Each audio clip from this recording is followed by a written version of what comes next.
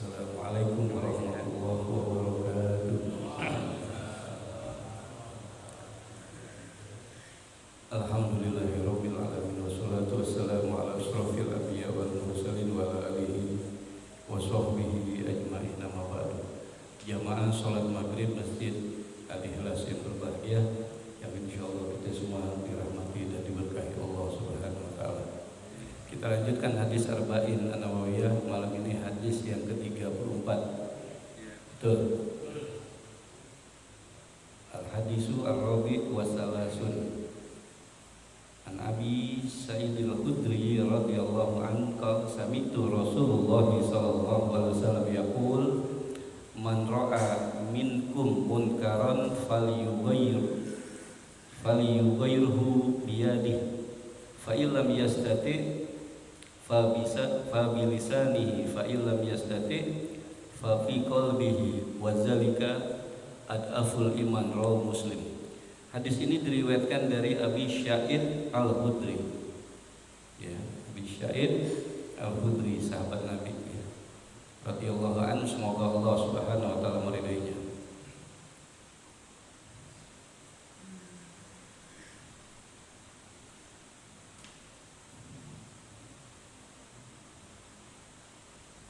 Kata Abi Sa'id Al-Khudri, dia bilang sami'tu.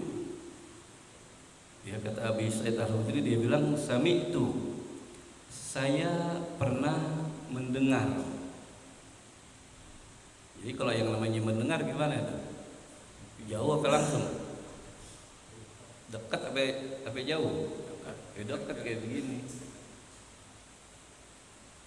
Dia bilang saya pernah mendengar Rasulullah SAW bersabda, ya, bahwasanya beliau bersabda, Rasulullah dalam sabdanya beliau mengatakan man ra'a minkum munkaron, barang siapa atau siapa saja di antara kalian yang melihat, lihat, nyaksiin apa?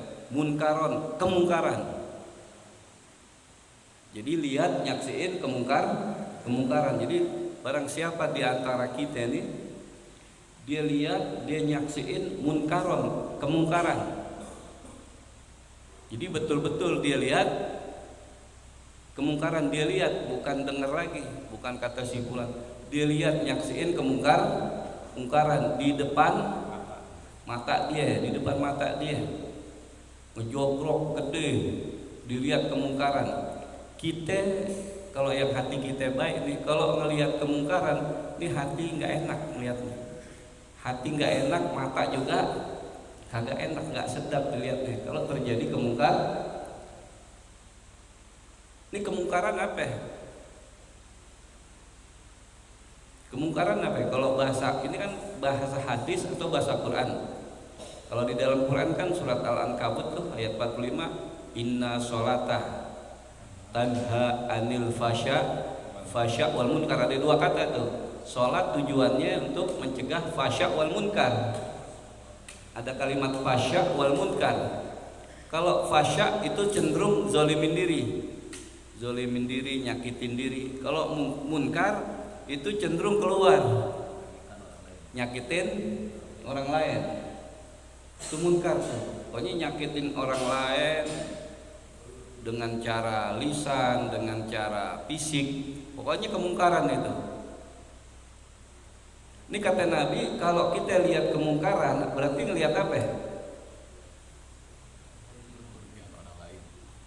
Kita nyaksiin orang yang kuat nindes orang yang lemah. Ini orang yang kuat nih, dia kuat, dia punya kekuatan, dia tindes tuh yang lemah. Itu salah satu contoh kemungkaran, orang kuat nindes yang lemah. Yang lemah posisinya benar, yang kuat posisinya salah, dia tindas tuh yang lemah. Yang kuat dia tindas, dia injek-injek, dia berlaku sewenang terhadap yang lemah. Kita nyaksiin, itu salah satu contoh tuh. Tuh apa kata Rasulullah? Falyughayyirhu, maka hendaklah kalian merubahnya. Rubah tuh tadi kemungkaran tuh. Jadi kalau kita nyaksiin kemungkaran, kata Rasul, falyugirhu, maka hendaklah rubah kemungkaran itu. Kita nyaksiin, kita ngelihat langsung kemungkaran, rubah, kata Nabi. Berarti merubah kemungkaran, kalau kita nyaksiin, kita lihat hukumnya apa? Fardu ain, fardu kifayah. Hah? Fardu ain atau fardu kifayah. Kita lihat kemungkaran di negeri ini, di wilayah ini, di perusahaan ini, di daerah ini, banyak gak kita saksikan kemungkaran? Hah? Di wilayah Indonesia dari Sabang Merauke, banyak gak kita saksikan kemungkaran? Hah? Ada Pak Wakil ya kemungkaran? Di sana di rumah ada nggak tuh kemungkaran? Itu kata Nabi, kalau kita lihat nyaksiin, kata Nabi apa? Wajib hukumnya rubah kemungkaran itu. Rubah kemungkaran jadi keadilan. Rubah kemungkaran itu jadi kebenaran. Wajib kita rubahnya itu. Dengan apa kita merubahnya? Biadih, kata Rasul. Rubah dengan biadih. Dengan apa? Dengan tangan. Jadi merubah kemungkaran itu dengan tangan, pakai tangan. Gimana caranya? Atau orang kita gebukin, kita tonjokin? Hah? Rubah dengan tangan. Tangan di sini ini bukan bahasa hakikat, bukan tangan yang sebenarnya, bahasa kinayah. Ya, kiasan. Tangan tuh maksudnya kekuasaan. Nah, punya kekuasaan, tanda tangan masih berlaku, omongannya masih didengerin, perintahnya masih rubah, melihat kemungkaran. Jangan cicing wae, sekut bae, cicing wae, diem aja, sekut bae, malah setuju, malah meng-ACC, malah didukung kemungkaran. Waduh, ada itunya deh tuh, biasanya tuh fulus. Wajib berubah tuh kemungkaran. Rubah dengan kekuasaan. Kita punya kekuasaan, kata Rasul, lihat kemungkaran rubah. Beda kalau seseorang merubah kemungkaran nggak punya tangan, nggak punya kekuasaan, bagaimana? Kita nggak punya kekuasaan, kita nggak punya wewenang, nggak didengerin omongan kita, tanda tangan juga nggak berlaku. Terus kita mau merubah kemungkaran, bisa? Bonyok kita. Kekuasaan, tangan, rubah dengan kemungkaran. Mulai dari mana?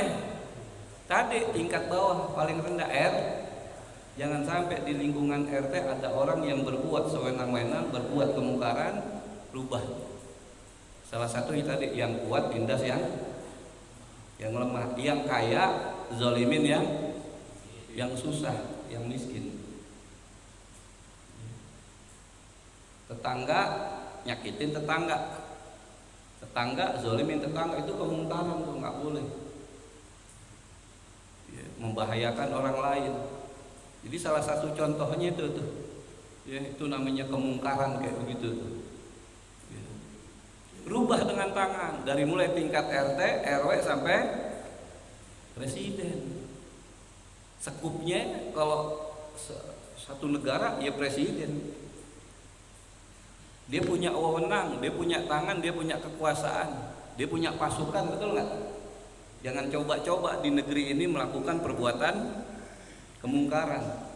Jangan coba-coba gitu. Kalau coba-coba kalian membuat kemungkaran di negeri ini, maka kami akan menegakkan hukum yang berlaku dari atas kekuasaan. Ya.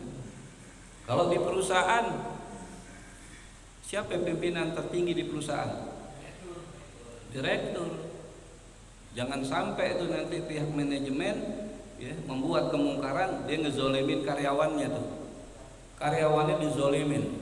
Kerja 20 tahun nggak diangkat jadi karyawan. Udah mengabdi 20 tahun nih karyawan, udah babak belur. Dari sebelum nikah sampai dia udah nikah, dia punya anak udah gede, kagak diangkat jadi karyawan. Tetap aja kontrak. Itu kemungkaran nggak kayak begitu tuh? Maka direktur wajib angkat nih karyawan. Bagus kerjanya, hadirnya bagus, kerjanya bagus, angkat jadi karyawan. Bisa kayak begitu direktur? Bisa dong, dia punya kekuasaan, Jadi hadis ini berlaku orang yang punya kekuasaan merubah kemungkaran itu dengan tangan. Jadi kalau kita punya kekuasaan di satu tempat, di satu daerah, di perusahaan, kayak di mana aja, niatin rubah kemungkaran tuh. Kalau kita lihat di depan mata kita, rubah kemungkaran. Berarti ini perlu niat yang luar biasa nggak? Ini jihad nggak? Jihad. Terjadi kecurangan di pilkada, dicurangin, harusnya dia menang jadi kalah, yang kalah jadi kemungkaran nggak itu? Kemungkaran nggak? Lawan.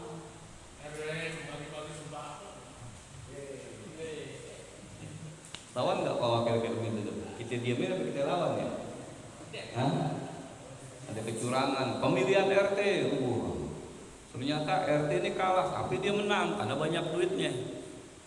Kita diamin apa kita lawan Pak Wakil kayak gitu? Hah?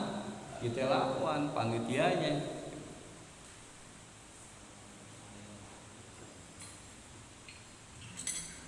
Berani nggak kita melawan kemungkaran, cegah kemungkaran? Apalagi contoh kemungkaran tuh?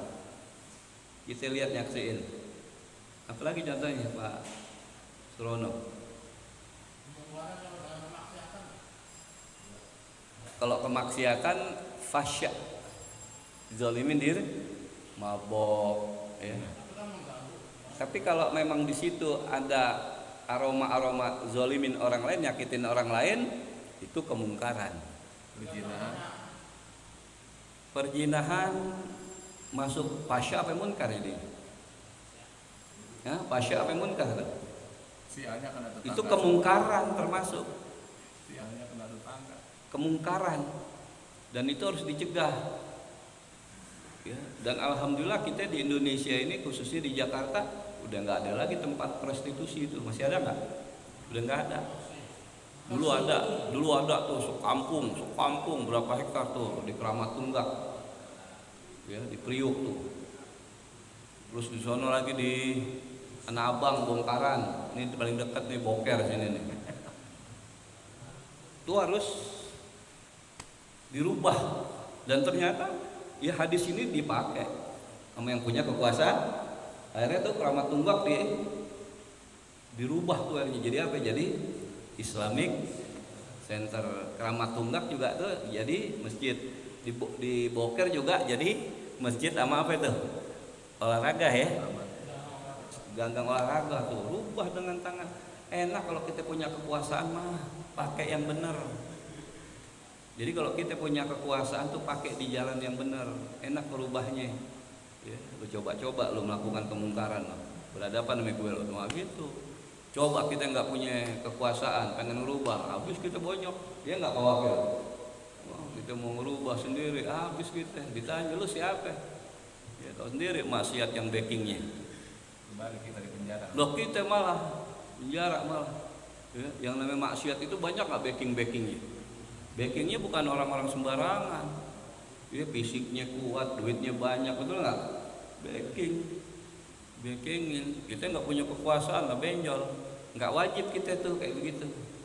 Ya, kita ngelihat ya, gue nggak bisa berbuat apa-apa, nggak wajib buat kita. Ya, jadi proses. Makanya kata Rasul, barang siapa di antara kalian yang melihat kemungkaran, maka rubahlah kemungkaran itu dengan tangan, artinya dengan kekuasaan.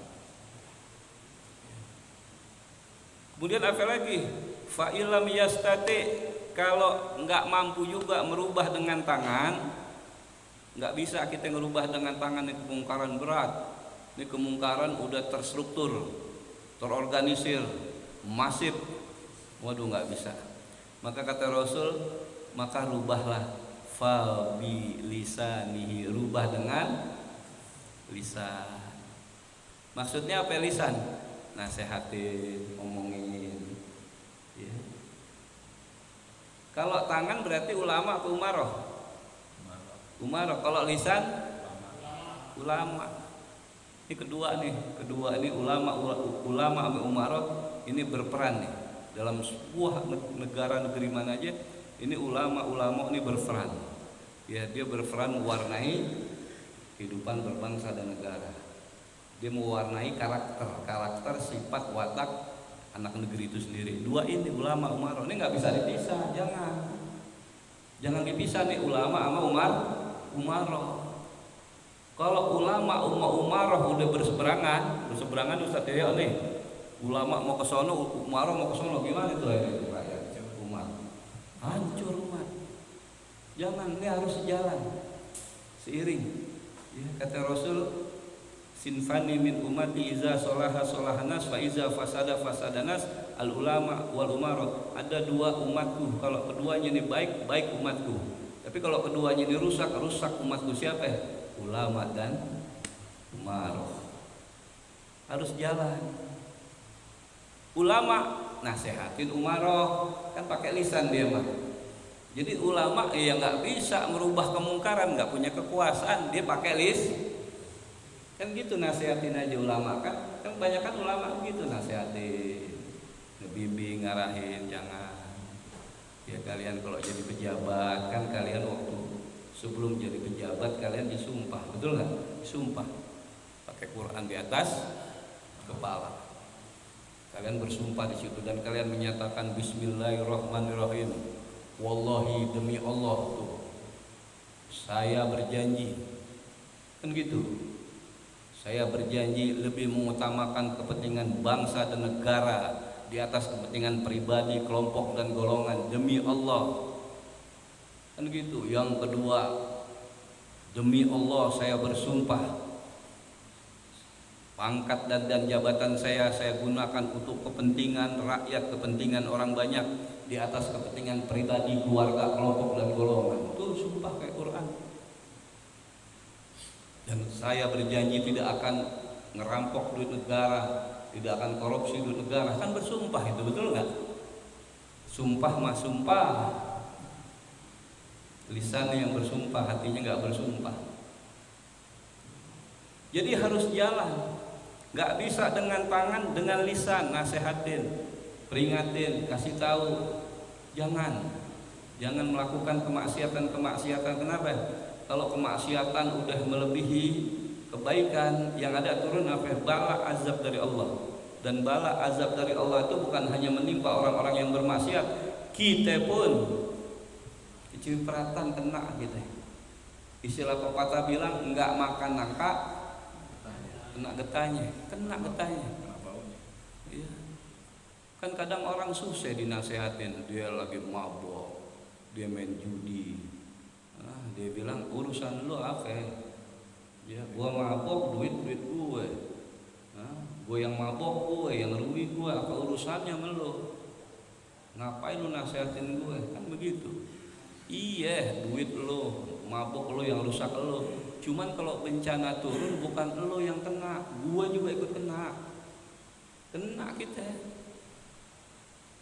Jadi kalau udah kemaksiatan namanya kebaikan, kemaksiatan udah di atas nih 51% aja, kebaikan 49%, kena bala kita.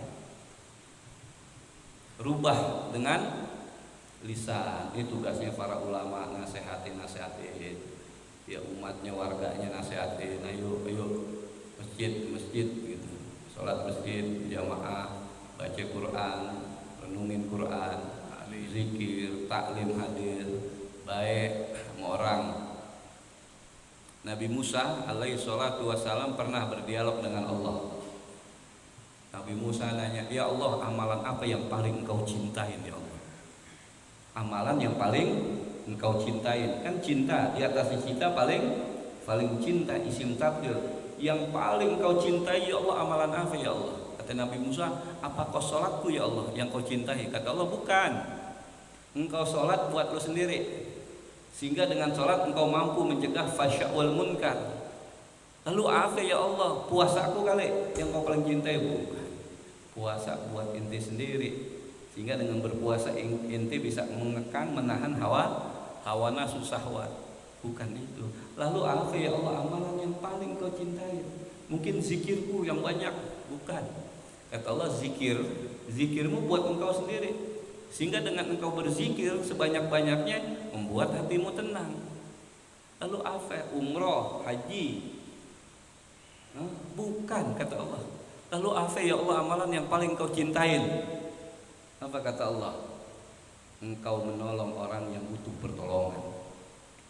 Engkau menolong orang yang butuh pertolongan, itu yang paling aku cintai. Engkau membantu orang itu lagi butuh bantuan, engkau tolong. Engkau tolong, engkau bantu, itu amalan yang paling aku cintai. Jadi amalan yang paling dicintai Allah bukan tunggang-tungging Ustaz Yaya, bukan. Ya, yang paling dicintai Allah bukan orang yang tunggang-tungging pulang ini, enggak. Puasanya kali dia hebat nih. Itu kenapa hebat? Itu dia sampai lemes-lemes berpuasa. Enggak. Zikirnya kali, zikirnya kencang dia. Sampai tetangga kedengeran. Berisik zikirnya. Apa itu? Enggak. Jadi kata Allah, amalan yang paling dicintai oleh Allah, nolong orang tuh lagi butuh pertolongan.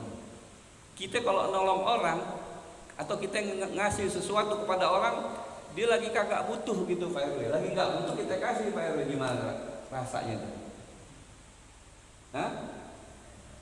Biasa aja rasanya, orang lagi nggak butuh, tapi pada saat Pak Wakil misal lagi butuh banget Pak Wakil. Ya, Pak Wakil lagi butuh, gue pengen banget ini merokok, ngasem banget. Ada yang ngasih satu slot Pak Wakil, gimana tuh? Lagi butuh. Jadi kita nolong orang jangan lagi nggak butuh, lagi butuh. Ini kadang-kadang bansos turun nggak tepat sasaran. Dia punya mobil, dia punya motor, dapat bansos, dapat beras, kan nggak tepat kayak begitu. Dia lagi nggak butuh, berasnya berkarung-karung di rumah, benar nggak Pak RW?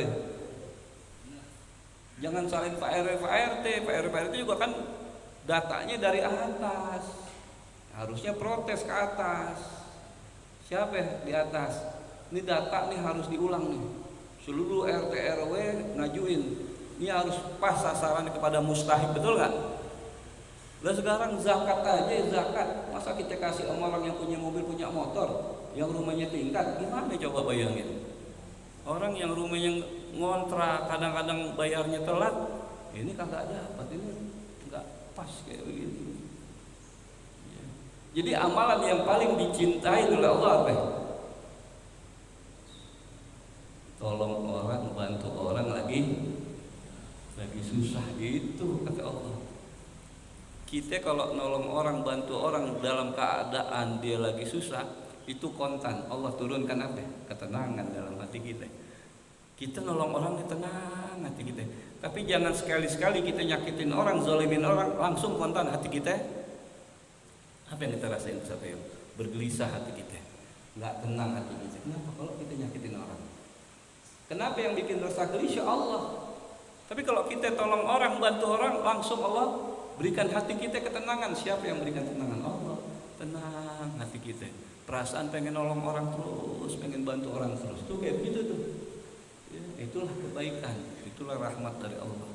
Jadi rubah dengan lisan. Ya, rubah dengan lisan. Ayo masjid, salat berjamaah, ayo hadir majelis ilmu. Jangan bosan.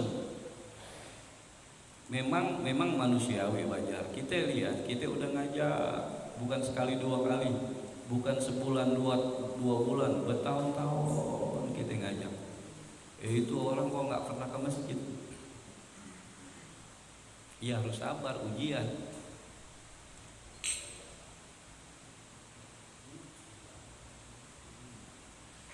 Jadi yang diwajibkan usaha, bukan hasil. Yang diwajibkan usaha. Kita udah ngajak, itu udah berhasil gitu.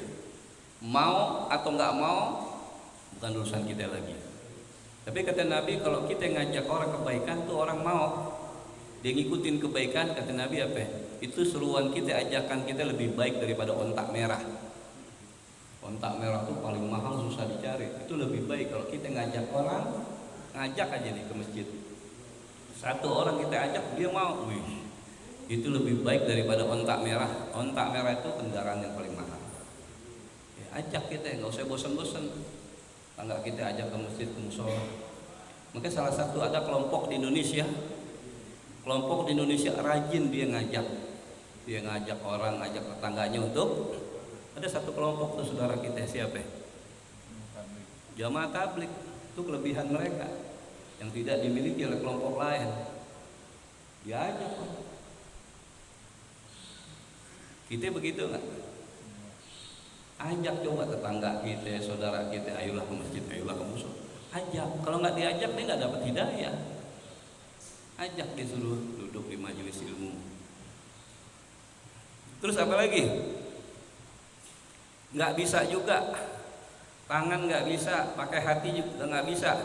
Fa illam yastati, maka jika engkau tidak mampu, yaitu dengan lisan, fa biqalbihi, maka rubahlah kemungkaran itu, fa biqalbihi, dengan hati. Bagaimana maksudnya dengan hati?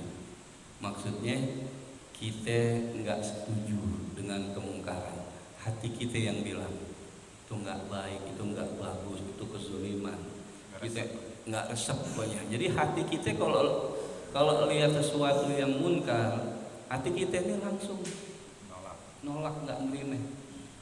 Tapi kalau seseorang melihat kemungkaran hatinya senang, hatinya girang, masalah tuh. Ada masalah dalam hati, gimana kita tahu. Dia senang, ya, melihat perempuan joget pakai pakaian yang wah.